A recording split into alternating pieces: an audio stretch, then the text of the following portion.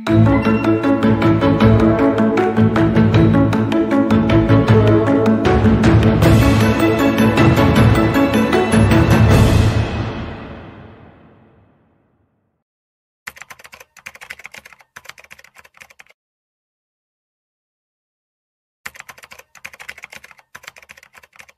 warahmatullahi wabarakatuh, Bu Juar. Waalaikumsalam, Pak. Alhamdulillah, senang sekali Bu ya ketemu Ibu nih. Gimana nih Bu kabarnya Bu Juar? Bu sehat? Oke, Pak. Alhamdulillah sehat dan baik juga tentunya, Pak. Alhamdulillah. Oke, bagaimana Bu Juar untuk hari-hari ini dan hari-hari sebelumnya Bu nih? Aman-aman saja kan Bu ya? Aman-aman saja sih, Pak. Tapi ada beberapa hal yang saya ingin ceritakan, Pak Fikri nih. Karena ada permasalahan nih, Pak, yang saya hadapi saat pelaksanaan proses pembelajaran di kelas saya, Pak. Gitu ya Bu ya, ada sesuatu hal Bu ya, nggih, terkait dengan pelaksanaan pembelajaran di kelas Bu ya. Nggih, mungkin Ibu bisa ceritakan Bu tentang kejadian apa saja nih Bu sih? Begini nih Pak, saya melakukan proses belajar mengajar, kemarin pelajaran IPAS itu Pak, ada salah satu anak kurang antusias untuk mengikuti pembelajaran IPAS bersama saya kemarin gitu Pak. Mmm, jadi yang bisa saya tangkap Bu ya, ada salah satu siswa Ibu ya, yang kurang semangat Bu ya, kurang semangat, kurang antusias Bu ya, ketika mengikuti pembelajaran IPAS Bu ya. Nah kalau boleh tahu Bu, menurut Ibu Juar, kira-kira Bu, apa yang menyebabkan anak itu kurang antusias sih Bu, dalam mengikuti pembelajaran IPAS itu? Kalau menurut pengamatan saya nih Pak, anak tersebut itu terlihat malas membaca Pak, karena pada saat Mmm, itu materi IPAS belajar di kelas 4 kemarin kan perlu membaca di buku paket Pak materinya. Nah, sehingga karena itu mungkin Pak membuat anak tersebut itu malas membacanya gitu Pak. mhm. Jadi mungkin, anak kurang antusias itu dikarenakan malas membacanya, Bu, ya. Kita tahu untuk materi Mhm. IPAS itu kan banyak bacaan-bacaan, Bu, ya, sehingga, membuat anak itu, kurang antusias. Nah, kalau boleh tahu juga nih, Bu, menurut Ibu, untuk bagaimana sih, cara membuat siswa itu lebih antusias dalam membacanya nih, Bu? Kalau menurut saya akan menggunakan metode yang menyenangkan Pak untuk selanjutnya. Misalkan seperti saya itu menggunakan video gitu Pak dalam menyampaikan materinya kayak gitu. Oke. Kalau boleh tahu Bu, apakah dengan metode yang seperti Ibu sampaikan tersebut itu bisa menarik semangat mereka Bu, terutama dalam materi IPAS nih Bu? Kalau menurut saya nih Pak, jika saya menggunakan metode yang menyenangkan dengan menggunakan video, ya Pak ya, video Mhm, anak-anak iya. agar lebih antusias nih Pak dalam mengikuti pembelajaran IPAS, terutama pada pembelajaran IPAS karena kalau saya itu menggunakan video, anak-anak itu tidak bosan, tidak cocok membaca buku saja, begitu Pak. Ya, berarti Bu ya, untuk menarik, semangat dan juga antusias, anak-anak itu salah satu solusi dari Ibu ini dengan menggunakan, video-video pembelajaran. Nah, kalau boleh tahu Bu, nah untuk cara Ibu menerapkannya tersebut itu seperti apa nantinya Bu? Cara saya menerapkan agar pembelajaran tersebut menyenangkan ya Pak, saya Ya, akan menerapkan metode pembelajaran secara berkelompok gitu Pak. Dan mmm, saya akan menggunakan media yang bervariasi, tidak yang itu-itu terus. Nah, saya bisa menggunakan video, yang terkait dengan materi sesuai mata pelajaran tersebut. Nah, anak-anak memperhatikan saya menjelaskan materi dan mhm, juga anak itu menyimak video yang saya siapkan dan saya tampilkan. Nah, setelah itu anak-anak akan mempresentasikan hasil kerja kelompok tersebut, Pak. Jadi dengan uh, bisa dilakukan dengan secara berkelompok, Bu ya. Harusnya pembelajaran itu berdiferensiasi ya, Bu ya. Saya sangat setuju nih Bu dengan cara dan metode Ibu untuk yang Ibu sampaikan tadi dalam menarik semangat anak-anak Bu untuk menyimak penjelasan dari Ibu ya dengan menggunakan video tersebut. Nah, jadi sekarang Bu, terkait dengan rencana Ibu untuk menyelesaikan masalah ini seperti apa Bu? Yang pertama, nah saya akan menerapkan pembelajaran yang menyenangkan dan menarik. Nah, menarik semangat anak-anak didik saya supaya mereka itu semangat untuk belajar IPA sehingga mereka bisa mengerti apa sih pembelajaran pada waktu itu. Mereka bisa mudah memahami tentang pembelajaran-pembelajaran yang saya sampaikan, begitu Pak. Luar biasa Ibu. Tentunya dengan metode Ibu itu bisa memberikan stimulus Bu ya terhadap pemahaman anak terhadap materi pembelajaran. Nah Ibu, kira-kira Bu, apakah ada hal lain Bu yang ingin Ibu lakukan nih selain dengan menerapkan metode pembelajaran menggunakan video tersebut nih Bu? Apakah ada cara lain Selain sih Bu? Oh iya Pak, ada. Mungkin selain saya menggunakan video, menggunakan metode-metode yang bervariasi, nah saya selanjutnya akan meminta pendapat kepada rekan-rekan sejawat saya, sesama guru di sekolah saya, dan juga melihat video-video pembelajaran di YouTube, Pak, dan juga internet. Nah, yang dapat menjadi referensi pembelajaran untuk saya selanjutnya supaya saya bisa melaksanakan suatu pembelajaran yang menyenangkan sehingga peserta didik itu semangat lagi, antusias dalam belajarnya, begitu Pak. Luar biasa Ibu, bagus sekali rencana Ibu ini. Mudah-mudahan berhasil ya Bu. Nah Bu, terkait dengan solusi dan juga rencana yang sudah Ibu rencanakan nih, ini kan sangat luar biasa nih Bu ya. Namun solusi ini juga butuh sebuah komitmen ya Bu ya. Nah kira-kira komitmen apa yang akan Ibu Juar lakukan nih agar semua solusi itu bisa berjalan dengan baik nih Bu? Saya akan berkomitmen untuk selalu membuat rencana pembelajaran dengan menggunakan metode pembelajaran yang menarik sehingga murid-murid saya dapat menjalankan merdeka belajar dan saya akan membuat murid-murid saya senang dalam belajar, semangat untuk menyimak penjelasan materi di kelas, materi apapun itu yang saya sampaikan kepada anak-anak. Kayak gitu, Pak. Luar biasa Bu ya. Ini ide luar biasa loh Bu ya. Nah dengan menggunakan metode pembelajaran yang menarik dan juga bervariasi Bu ya, pastinya ada sebuah effort usaha Bu ya tersendiri untuk melakukan itu. Dan pastinya Ibu juga harus menyiapkan segala sesuatu halnya seperti membuat perencanaan yang matang Bu ya, kemudian membuat modul ajar, kemudian perangkat pembelajaran yang sesuai. Nah, ya Ibu dari datang ke saya Bu ya, kemudian bercerita keluh kesahnya tentang anak didiknya yang kurang antusias dalam mengikuti pembelajaran, karena seperti yang Ibu sampaikan tadi dikarenakan anak malas dalam membaca, kemudian Ibu juga sudah memaparkan penyebabnya apa.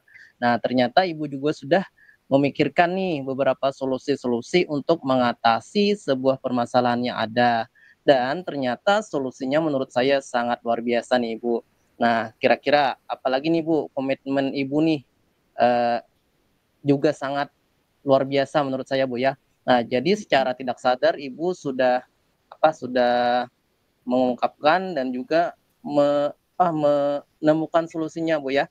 Nah, jadi secara tidak sadar Ibu sudah beres nih ya Bu ya tentang persoalannya tadi Bu ya. Nah, kira-kira gimana perasaan Ibu nih? Masih ada gundah gulana Bu atau ada keresahan atau mengganjal dari Ibu nih? Ya, ternyata setelah saya berbicara dengan Pak Fikri, yang tadi awalnya itu Pak, saya galau. Nah, ternyata Ya. setelah saya berbicara dengan santai, dengan enak, nah Bapak memberikan coaching kepada saya ini luar biasa, Pak. Ternyata permasalahan saya ditemukan solusinya, Pak, untuk saat ini, untuk Iya, dan masalah. Ibu sendiri ya, Bu, ya, yang menemukan solusinya itu yang luar biasa, Bu, ya. Oke. Dan akhirnya Pak, saya jadi plong nih Pak. Hati saya pun jadi merasa lebih plong, lebih nyaman gitu aja Pak.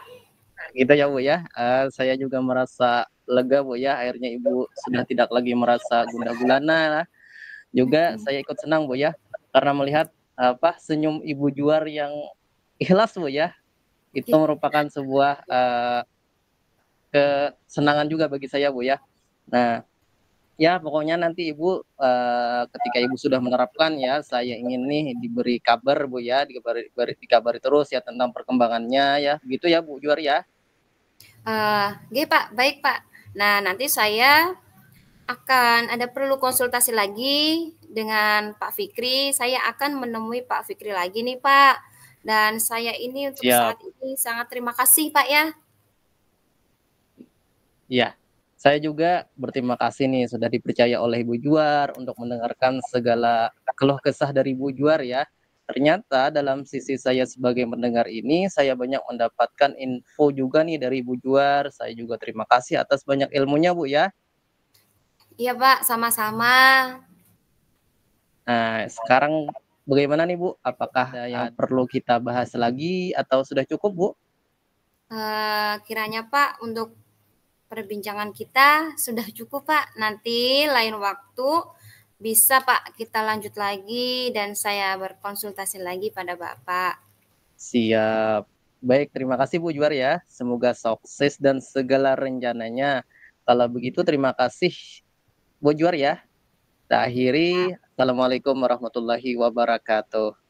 Waalaikumsalam warahmatullahi wabarakatuh Pak.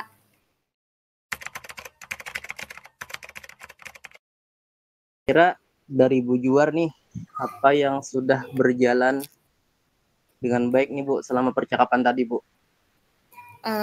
Selama percakapan tadi Pak ya, yang sudah berjalan dengan Ya. baik itu seperti pemahaman konsep coaching Pak dalam pendidikan dan keterampilan komunikasi dua arah. Karena tadi kita berkomunikasi itu sudah termasuk komunikasi dua arah Pak ya. Ya, Dan untuk di sini kita sudah berhasil untuk menahan diri tidak menceritakan pengalaman serta dapat memberikan solusi gitu loh Pak. luar biasa Bu. Nah kemudian Bu terkait dengan Bu Juar yang perlu diperbaiki atau ditingkatkan ke depannya apa Bu?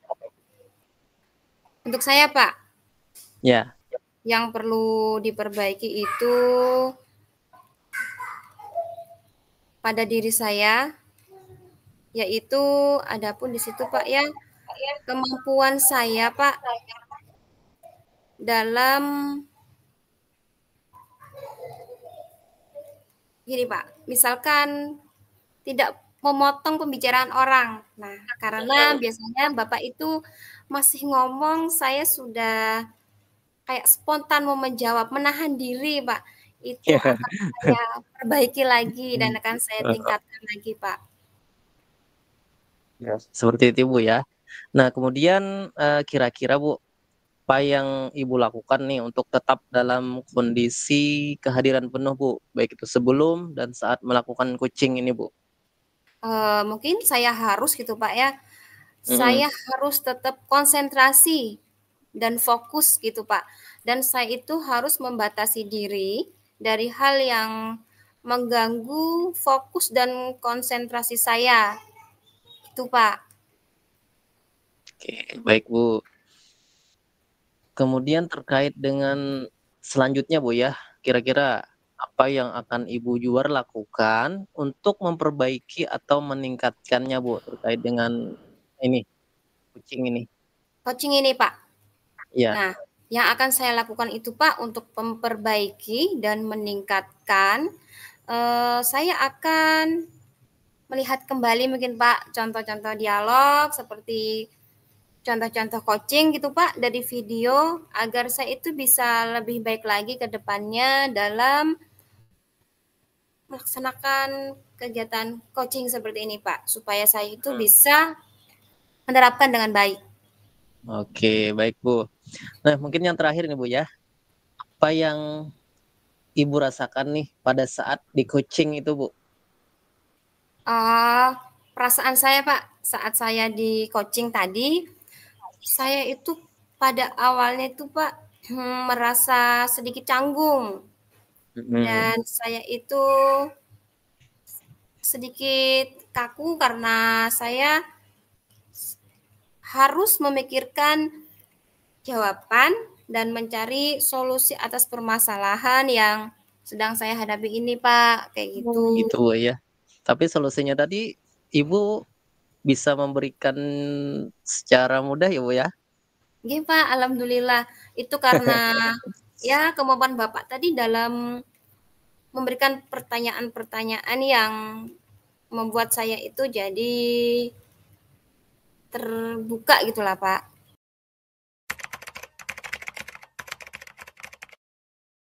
Assalamualaikum, Pak Fikri. Waalaikumsalam Bu Juar. Bagaimana nih Pak kabarnya hari ini dengan Bapak?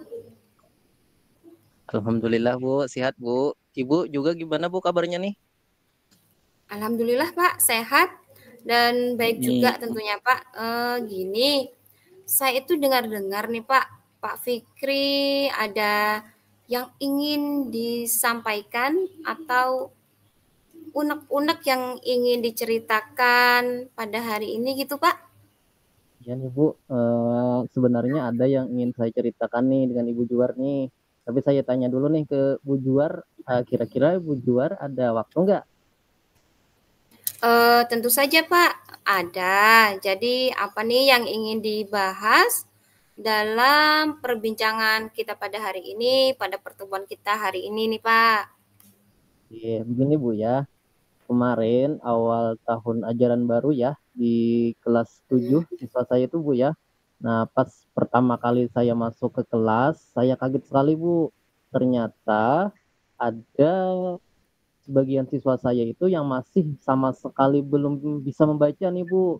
Nah, karena siswa saya yang beberapa orang belum bisa membaca ini, maka membuat proses pembelajaran yang saya lakukan di kelas itu seperti agak terganggu nih Bu. Dikarenakan ya tadi ada siswa yang masih belum bisa membaca Bu. Oh, begitu ya Pak. Nah, jadi ada dua orang siswa di kelas Bapak ya, di kelas Pak Fikri. Ya, Yang Pak Fikri mengajar itu ada yang belum bisa membaca. Jadi apa yang Pak Fikri harapkan dari percakapan kita pada hari ini, Pak?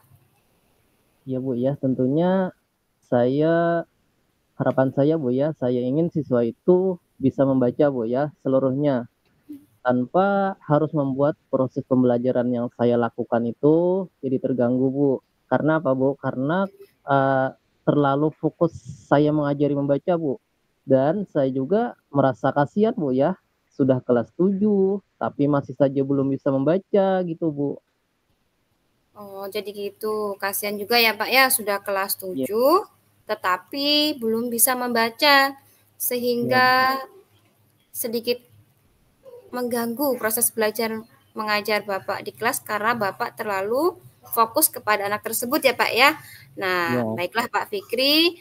Nah, diskusi yang menarik nih. Nah, yaitu membuat dua orang siswa kelas 7 itu tadi yang Bapak sebutkan. Nah, untuk bisa membaca tanpa harus membuat proses belajar mengajar terganggu ya tanpa betul Bu. mengabaikan peserta didik yang lain. Gitu ya, Pak Lain. ya? Iya Bu. Nah, sekarang dari 1 sampai 10 nih, Pak. Kira-kira berapa level membaca siswa baru tersebut nih, Pak? Dari 1 sampai 10 ya Bu ya. Saya Mhm. pikir mungkin baru di level 5 Bu, untuk anak yang belum bisa membaca itu tadi. Oh, di level 5. Apa kira-kira yang membuat Pak Fikri itu bisa menilai seperti itu, menilai di angka 5 begitu, Pak? Ini Bu ya, kemarin, waktu saya meminta siswa yang tidak bisa membaca itu, untuk saya suruh membaca Bu ya. Nah, Mhm. siswa tersebut untuk huruf sudah tahu Bu, abjad A, B, C, D itu sudah tahu. Namun, ketika membacanya Bu, masih mengeja dan juga terbata-bata Bu, seperti itu Bu. Begitu. Jadi dia itu membacanya masih terbata-bata dan juga Iya Bu, mengeja, namun sudah mengetahui huruf ya, Pak, ya? iya, Oh, begitu. Jadi, dua siswa itu membacanya masih terbata-bata. Nah, sekarang nih, Pak, menurut Pak Fikri, apa yang menyebabkan siswa itu kok tidak bisa membaca, Pak? gini Bu ya, kemarin kan pernah saya tanya kepada siswa itu, saya tanyakan, "Bu, bagaimana kan?" Kata saya, "Bagaimana kamu belajar di sekolah dulu, di sekolah SD?"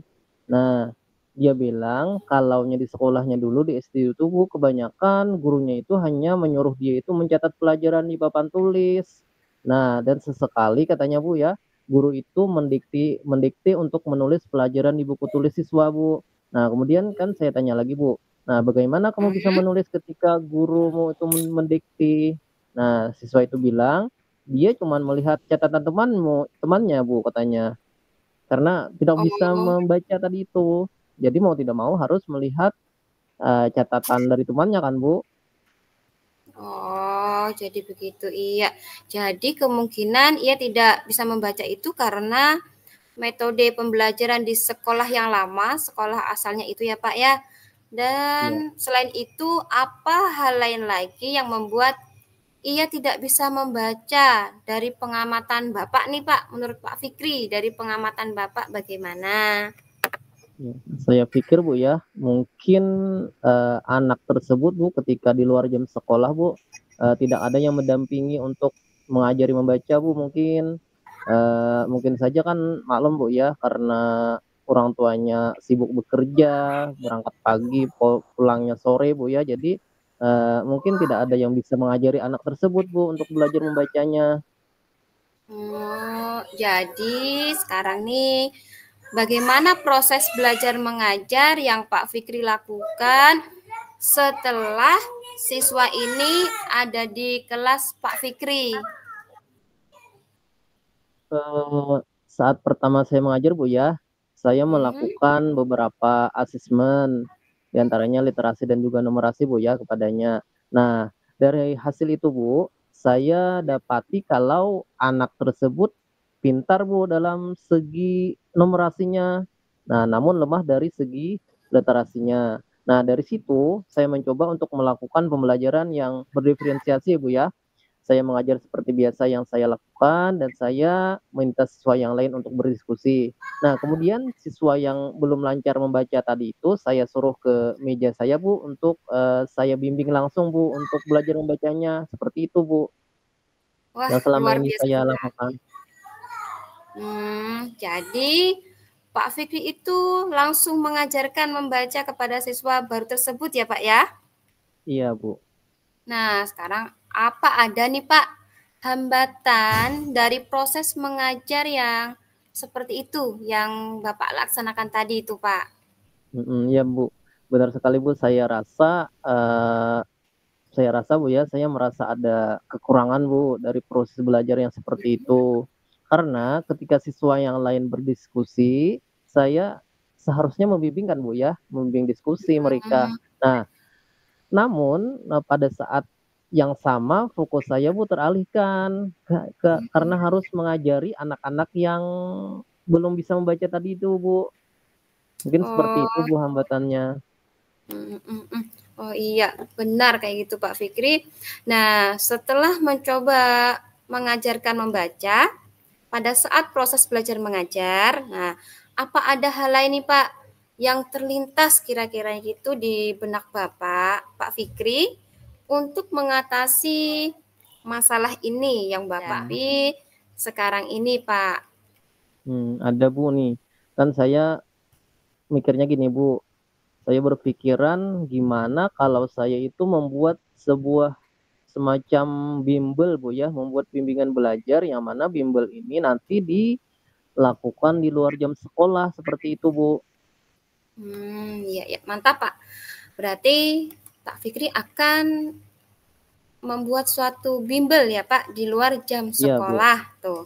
Nah, sekarang kira-kira itu di mana Pak Fikri akan mengadakan bimbingan belajar itu, Pak? Rencananya sih Bu tetap di sekolah ya Bu ya, karena apa? Karena untuk sekolah itu aksesnya dekat juga dari rumah siswa dan juga untuk rumah saya juga dekat Bu ya. Nah, saya ingin mengadakan bimbingan belajar itu bagi siswa yang ingin belajarnya Bu nanti di sore hari Bu ya. Nah, dan saya berharap Hmm. siswa-siswa yang masih belum lancar membaca bukan hanya dari SMP Bu ya, karena di tempat Hmm. saya itu SD-nya juga dekat, SMP dan juga SMK-nya dekat, Bu. Nah, nanti rencananya kalau dari SD mau belajar juga ya silahkan saja, Bu. Bukan hanya terbatas untuk siswa saya saja untuk mengikuti bimbingan itu. Mungkin seperti itu, Bu, rencananya. Oh, bagus Pak rencananya. Luar biasa. Bapak sangat semangat. Nah, sekarang apa Pak yang menyebabkan Pak Fikri itu ingin melaksanakan bimbingan tersebut, Pak? Bimbingan belajar tadi. Saya pikirnya gini, Bu, ya. Dengan mengadakan bimbingan belajar di luar jam sekolah, Bu, menurut saya akan lebih efektif, Bu, ya, tentunya. Karena tidak mengganggu proses belajar mengajar di kelas. Dan saya juga tentunya lebih bisa fokus untuk mengajarkan anak-anak untuk membaca, Bu, ya. Nah, ketika saya mengajari membaca saat proses belajar mengajar, saya merasa itu banyak waktu yang diperlukan, Bu, untuk fokus mengajari membaca. Nah, sehingga itu mengorbankan, Bu, ya, proses belajar siswa yang lain, Bu, seperti itu, Bu. Iya, Pak. Oh, betul itu, Pak. Luar biasa. Jadi saya garis bawah ini, Pak Fikri mengadakan bimbingan belajar di luar jam sekolah. Nah, dan itu Iya, akan Bu. dilaksanakan pada sore hari. Nah, karena itu sangat efektif dalam mengajarkan ia membaca dan tidak mengganggu proses belajar mengajar di kelas ya Pak ya. Nah, sekarang nih, kapan saja Pak Fikri akan melaksanakan les tersebut Pak, bimbingan belajar tersebut yang akan Bapak laksanakan itu? Jadi, Bu, saya harapnya, Bu, ya, untuk secepatnya, Bu, saya akan menerapkan bimbingan belajar itu mungkin awal minggu depan sudah mulai saya buka nih, Bu, untuk bimbingan belajarnya. Nah, kemudian bimbingan belajar itu juga, Bu, rencananya tidak tidak perlu dibayar, Bu, ya, alias gratis. Karena apa? Karena sekalian saja, Bu, mengisi waktu saya di sore harinya nih, Bu. Wah, luar biasa Pak. Mantap. Nah, baik Pak Fikri, ini sudah memasuki sesi akhir nih dari perbincangan kita dari tadi, Pak ya. Iya. Apa yang Pak Fikri dapatkan dari percakapan kita tadi, Pak? Dari awal tadi hingga sesi ini, Pak. Tidak terasa, Bu, ya, sudah, memasuki sisi terakhir, Bu, ya.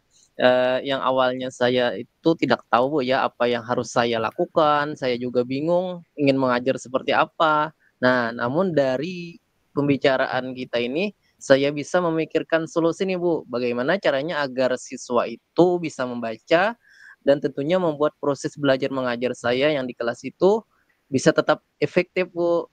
Tanpa Hmm, mengganggu siswa yang lain, seperti itu, Bu.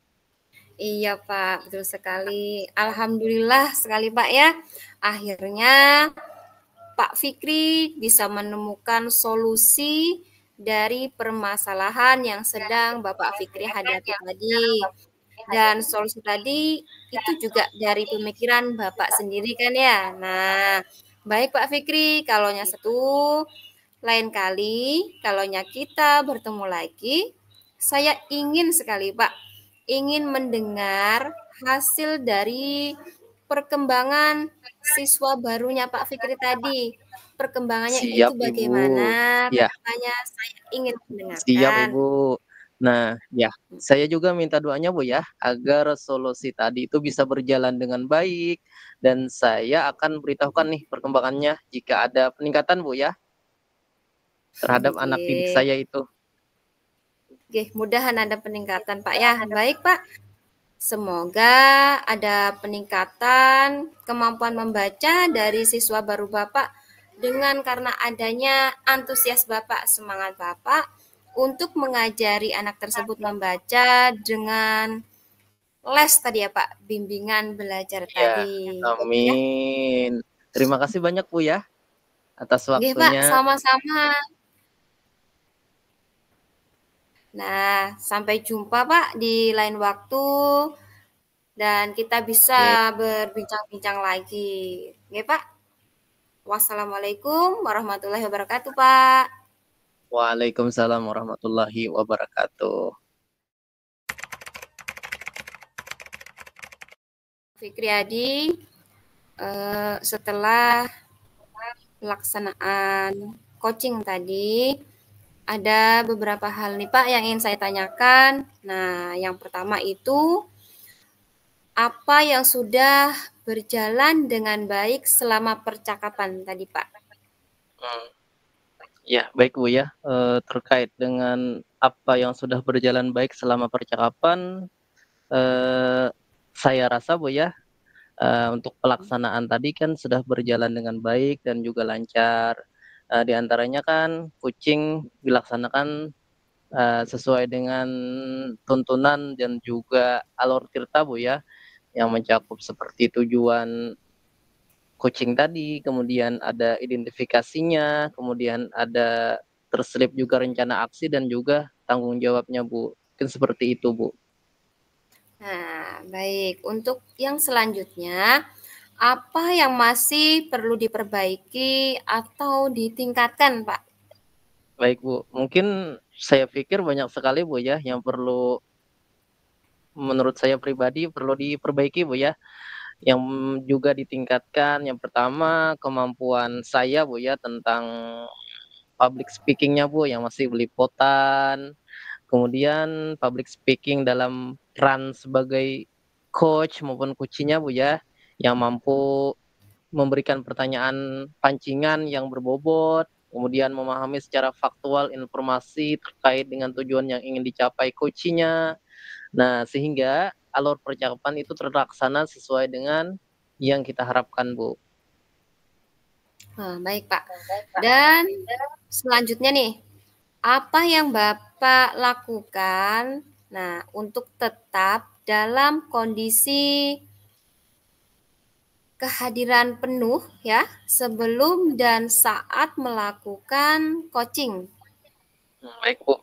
Mungkin, hal yang saya lakukan untuk tetap, dalam kondisi kehadiran penuh ya, Bu, ya, baik itu sebelum dan saat melakukan coaching, Bu, saya tentunya harus sadar sepenuhnya, Bu, ya, pada apa yang sedang saya kerjakan dan juga, saya sebagai coach juga harus dilandasi rasa ingin tahu saya terhadap coaching saya itu, Bu. Baik, Pak. Dan ini apa yang akan Bapak lakukan nih untuk memperbaiki atau meningkatkannya? Hal yang saya lakukan, Bu, ya, untuk memperbaiki atau meningkatnya tentunya terus, melakukan latihan, Bu, ya, melakukan latihan kesadaran penuh. Dengan melakukan latihan kesadaran penuh tentunya akan menumbuhkan perasaan yang lebih tenang, Bu, ya, lebih tenang dalam pikiran, yang lebih jernih dan tentunya akan berpengaruh pada, keputusan ataupun respon dan juga apa, refleks jawaban-jawabannya itu, Bu. Ya baik, Pak. Nah, masih ada pertanyaan lagi nih, Pak. Nah, di sini kira-kira apa yang Anda rasakan pada saat di coaching, Pak? Yang saya rasakan, Bu, ya, saat menjadi coachee ya, Bu, tentunya, Bu. Nah, pada saat coaching ini, tentunya merasa diberikan keyakinan diri aja nih, Bu. Merasa diberikan kesempatan untuk menggali potensi saya, Bu, dalam menyelesaikan masalah saya, dan juga saya merasa, apa, merasa nyaman, Bu, ya. Nah, sehingga ketika selesai coaching, saya merasa, apa, merasa lega, Bu, ya, merasa, apa, beban yang selama ini menjanggal ataupun gundah gulana di hati saya itu seakan-akan sudah ketemu solusinya nih, Bu. Seperti itu, Bu. Oh, oke Pak. Baik Pak, kalau seperti itu.